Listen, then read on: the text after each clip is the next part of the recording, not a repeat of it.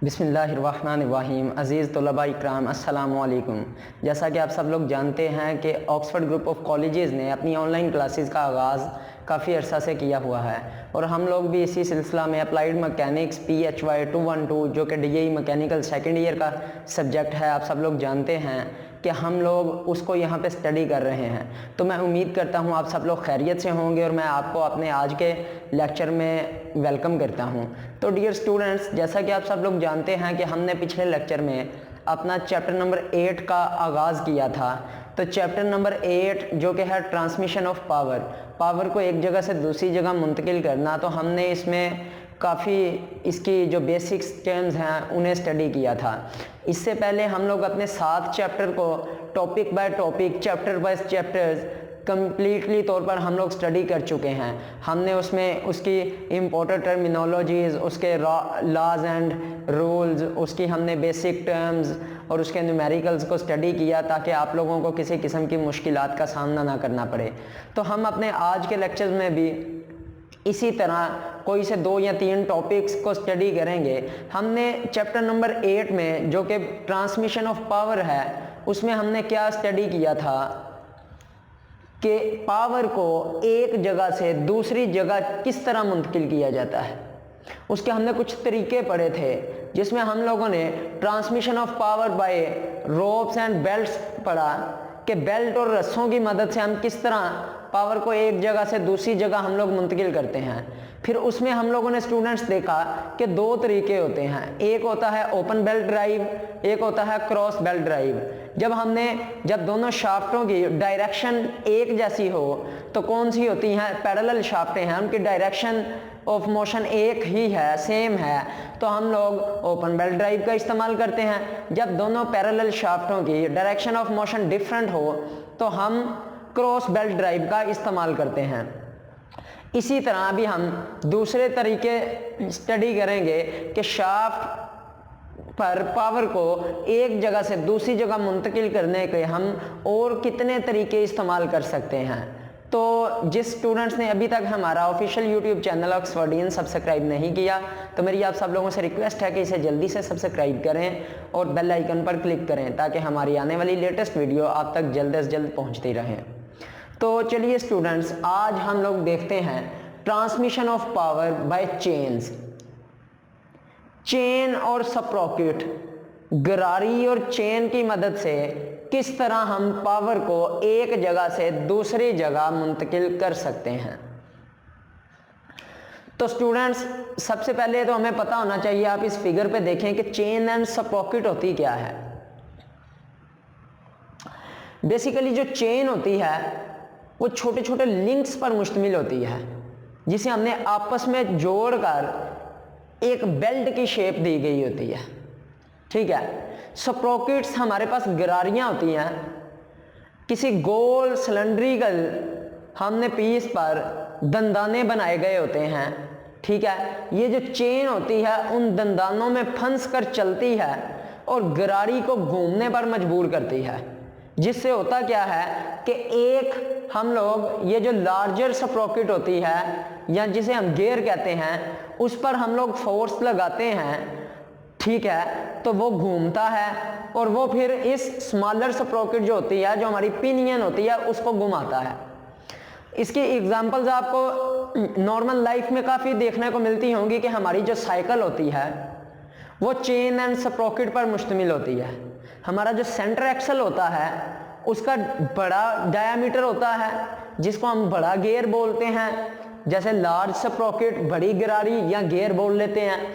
इसी तरह जो हमारा बैक, जो हमारा लास्ट पे एक्सल होता है, जिसके साथ हमारा पिछला व्हील होता है मोटरसाइकिल या साइकिल का, तो वो छोटी गरारी होती है, ठीक है, जिसे हम स्मॉलर स्प्रॉकेट और पिनियन बोलते हैं, ठीक हो गया। अब इसमें ये जो हमारा है, ये हमारा ड्राइवर गियर के तौर पर इस्तेमाल होता है, ये हमारा ड्रिवन गियर के तौर पर इस्तेमाल होता है। तो इसमें मीडियम कौन सा होता है जिसकी मदद से हम एक शाफ्ट की पावर को दूसरे में ट्रांसफर करते हैं, तो that is known as chain. अब ये हमारे पास कहाँ इस्तेमाल होती है, बेसिकली फंक्शन इसका बेल्ट एंड रोप सिस्टम जैसा ही है, लेकिन इसको हम लोग वहां पर इस्तेमाल करते हैं जहां पर हमें कम स्लिपेज दरकार हो। आप देखें कि बेल्ट एंड रोप सिस्टम से जब हम पावर को ट्रांसफर करते हैं एक जगह से दूसरी जगह, एक शाफ्ट से दूसरी शाफ्ट में, तो उसमें स्लिप होने के चांसेस ज़्यादा होते हैं, उसकी वेलोसिटी रेशो जो है वो कम होती है। लेकिन चेन एंड स्प्रॉकेट में जो हमारी स्लिप होने के चांसेस हैं वो बहुत कम होते हैं और इसकी वेलोसिटी रेशो भी उसकी निस्बत ज़्यादा होती है। तो इसे हम लोग वहाँ पर इस्तेमाल करते हैं जहाँ दो शाफ्टों के दरमियान फासला कम हो। तो चेन एंड स्प्रॉकेट में मैंने आपको बताया कि ये क्या होती है, ये लिंक्स होते हैं। चेन छोटे छोटे लिंक्स को आपस में जोड़कर बनाई जाती है। ये हमने दरमियान में इनको जोड़ा गया होता है जिन्हें हम हैंग कह देते हैं। ये हमारे पास स्मॉलर स्प्रॉकेट होती है, ये हमारे पास जिसको हम पिनियन बोलते हैं। इसी तरह ये हमारे पास क्या है, लार्जर स्प्रॉकेट है, बड़ी गरारी, जिसको हम लोग क्या बोलते हैं, गियर बोल देते हैं। तो ये बेसिकली पूरा जो कॉम्बिनेशन है वो हमारा हो जाता है चेन एंड स्प्रॉकेट। ये पूरे का पूरा कॉम्बिनेशन हमारा क्या कहलाता है, चेन एंड स्प्रॉकेट्स। ठीक हो गया, चेन एंड स्प्रॉकेट्स। कि गरारी और चेन की मदद से पावर को किस तरह मुंतकिल करते हैं ये हम लोगों ने देखा। अभी स्टूडेंट्स हम लोग अपने दूसरे टॉपिक की तरफ आते हैं, transmission of power bye gears. Gears की मदद से पावर को मुंतकिल करना। तो हम गियर्स को, मैंने आपको इससे पिछले लेक्चर में बताया था कि जब दो गियर्स आपस में मैश होकर आपस में एक दूसरे के साथ चिपक कर चलते हैं तो क्या होता है, उसमें पावर जो है वो जनरेट होती है, मतलब पावर मुंतकिल होती है।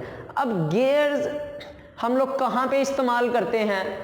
गियर्स आपने देखा होगा कि गाड़ियों में इस्तेमाल किए जाते हैं, मुख्तलिफ मशीन्स पर इस्तेमाल किए जाते हैं, जहाँ पे हम मशीन्स की स्पीड को कम या ज़्यादा करने के लिए गियर्स का इस्तेमाल करते हैं। गियर से जब हम लोग पावर को ट्रांसफ़र करते हैं तो इसमें ड्राइवर और ड्रिवन की जो डायरेक्शन है वो डिफरेंट होती है। लेट्स सपोज कि हमारे पास ये दो गियर हैं, गियर ए और गियर बी।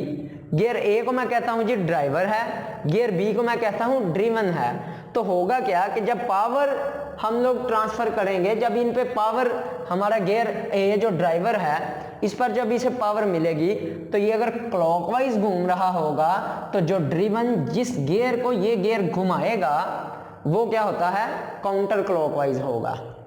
ठीक है, तो यहाँ पे आपने एक चीज़ समझनी है कि अगर दोनों गियर्स के डायमीटर, ठीक है, डायमीटर D1 बराबर हो D2 के, ठीक है, और इसके number of teeth N1 small N2 number of teeth भी बराबर हों, दोनों गियर के अगर डायमीटर और नंबर ऑफ टीथ, इन पे जो दंदाने हैं वो दोनों बराबर हों तो होगा क्या कि इनकी जो स्पीड है दोनों की वो भी बराबर होगी। ये आपने कॉन्सेप्ट जो है याद रखना है। ठीक है, ये आपको MCQs पॉइंट ऑफ व्यू से बहुत इंपॉर्टेंट है। अब देखें आप कि गियर्स की मदद से हम लोग पावर को किसी भी एंगल में, किसी भी डायरेक्शन में ट्रांसफ़र कर सकते हैं। हमारे पास जो गियर्स इस्तेमाल होते हैं डिफरेंट टाइप्स के इस्तेमाल होते हैं, लाइक हमारे पास स्पर गियर होते हैं, हेलिकल गियर होते हैं, हमारे पास इंक्लाइंड गियर होते हैं, एंगुलर गियर्स होते हैं। हम इससे पावर को पैरेलल, शाफ्ट के परपेंडिकुलर या किसी एंगल पर मुंतकिल कर सकते हैं। अभी हम लोग देखते हैं कि वेलोसिटी रेशो ऑफ गियर, कि गियर्स की वेलोसिटी रेशो हम लोग किस तरह कैलकुलेट कर सकते हैं। जैसे हम लोगों ने वेलोसिटी रेशो कैलकुलेट की थी चेन, उसमें अपने बेल्ट एंड रोप सिस्टम में, उसी तरह तो मेरे पास ये दो गियर हैं, ये गियर 1 मैं इसे बोल देता हूं ड्राइवर, ये गियर 2 है ड्रिवन। तो अगर N1 हमारे पास स्पीड हो गियर 1 की, कि गियर 1 जिस स्पीड से घूम रहा है मैं उसको अगर N1 कह दूं तो स्पीड ऑफ गियर 2 N2 होगी। सपोज किया कि N1 हमारे पास स्पीड है किस गियर की, ड्राइवर गियर की, कि ड्राइवर गियर जिस स्पीड से घूम रहा है उसको मैं कहता हूं जी N1 है। तो फिर देखें कि जिस स्पीड से ड्राइवर गियर ड्रिवन गियर को घुमाएगा उस स्पीड को मैं N2 लिख दूं, तो मुझे पता है कि number of teeth of gear 1, अगर मैं स्मॉल n1 से डिनोट करूं कि मेरे ड्राइवर गियर के दंदानों की तादाद कितनी है, तो मैं इस गियर के दंदानों की तादाद को n2 से लिख देता हूं। इसी तरह ये जो गियर है D1, इसका चूंकि ये एक सिलेंड्रिकल शेप में होता है, गोल शेप में होता है, तो कोई ना कोई इसका डायामीटर होगा। तो अगर मैं कहता हूं जी गियर 1 का डायामीटर मेरे पास D1 है और गियर 2 का डायामीटर D2 है, तो वेलोसिटी रेशो क्या होगी, वेलोसिटी रेशो होगी कि VR is equal to N1 over N2 is equal to D2 over D1 is equal to N2 over N1। तो मतलब इस फार्मूले को इस्तेमाल करके, इसको इस्तेमाल करने से हम लोग किसी भी नामालूम वैल्यू को फाइंड कर सकते हैं। कैसे? लेट्स सपोज कि हमें किसी न्यूमेरिकल प्रॉब्लम में नंबर ऑफ टीथ 2 गियर्स दिए गए हैं, जिसमें से पहले गियर की डायामीटर और दूसरे गियर का डायामीटर दोनों हमारे पास गिवन होंगे। हमारे पास वो क्या बोलेगा, एक पहले गियर की उसने स्पीड हमें फाइंड मतलब गिवन होगी और वो कहेगा जी उस गियर की स्पीड फाइंड करें दूसरे की। लेट्स सपोज जी वो क्वेश्चन हमें इस तरह देता है कि एक 35 सेंटीमीटर डायामीटर का गियर जिसकी स्पीड 35 आरपीएम है, जो कि एक 15 सेंटीमीटर डायामीटर वाले गियर को घुमाता है, तो उसकी स्पीड फाइंड करें। तो हम लोग इन दो कोई से दो इक्वेशंस को आपस में, कोई से दो फार्मूलों को लेकर कंपेयर करके क्या करेंगे, अननोन वैल्यू को फाइंड कर सकते हैं। तो इंशाल्लाह हम फर्दर इसकी एग्जांपल्स करेंगे तो हमें इन टॉपिक्स को मज़ीद समझने का मौका मिलेगा और अच्छे तरीके से हमारे कॉन्सेप्ट्स जो हैं वो क्लियर हो जाएंगे। तो यहाँ तक स्टूडेंट्स, अगर आपको कोई कन्फ्यूजन हो तो आप हमारे कमेंट बॉक्स में उसे हमें आगाह कर सकते हैं, ताकि हम लोग आपकी कन्फ्यूजन को दूर कर सकें। तो अब आप देखें, transmission of power bye frictional gears. Friction के जरिए हम लोग किस तरह पावर को एक शाफ्ट से दूसरी शाफ्ट में ट्रांसफर कर सकते हैं। तो आप देखें, हम फर्ज करते हैं जी कि हमने क्या किया जी, हमने 2 सिलेंड्रिकल गियर्स ले लिए, ठीक है, जिनका जो आउटर है एरिया, आउटर सरफेस है बैरूनी, उसको हमने खुरदरा रफ रखा। अब उनको रफ रखने से क्या होगा, उनको रफ करके हमने एक दूसरे के साथ बिल्कुल जोड़ दिया। तो जैसे ही मैं ड्राइवर गियर को घुमाऊंगा तो ड्यू टू फ्रिक्शन पैदा होने की वजह से क्या होगा, ड्रिवन गियर भी घूमने लग जाएगा। तो इस तरह जो पावर ट्रांसफर होगी वो क्या होगी, transmission of power bye frictional gears. Friction की मदद से जो पावर ट्रांसमिट होगी, तो उसमें भी हम लोग देखें कि अगर N1 हमारे पास स्पीड हो पहले गियर की, N2 हमारे पास स्पीड हो दूसरे गियर की, तो D1 मेरे पास डायामीटर हो पहले गियर का, D2 मेरे पास डायामीटर हो दूसरे गियर का, तो हम लोग वेलोसिटी रेशो फाइंड कर सकते हैं, बिल्कुल कर सकते हैं। इसी तरह अगर कोई एक वैल्यू अननोन है, 3 वैल्यूज हमें गिवन है, तो हम अननोन वैल्यू को भी फाइंड कर सकते हैं। तो स्टूडेंट्स, यहाँ तक हमारा आज का लेक्चर अपने अख्ताम को पहुँचा। तो उम्मीद करता हूँ कि आपको बेहतर तरीके से इसकी समझ आई होगी। अपने आज के लेक्चर में हम लोगों ने क्या स्टडी किया, हमने स्टडी किया कि पावर को ट्रांसफ़र हम किस तरह कर सकते हैं चेन एंड स्प्रॉकेट्स की मदद से। फिर हमने अपना स्टडी किया कि transmission of power bye gears की मदद से किस तरह पावर को हम एक शाफ्ट से दूसरे शाफ्ट में ट्रांसफ़र करते हैं। फिर हमने स्टडी किया स्टूडेंट्स कि वेलोसिटी रेशो ऑफ गियर्स के हमने वेलोसिटी रेशो देखी। देन हम लोगों ने फ्रिक्शनल गियर्स के ज़रिए पावर को ट्रांसफ़र करने का सीखा।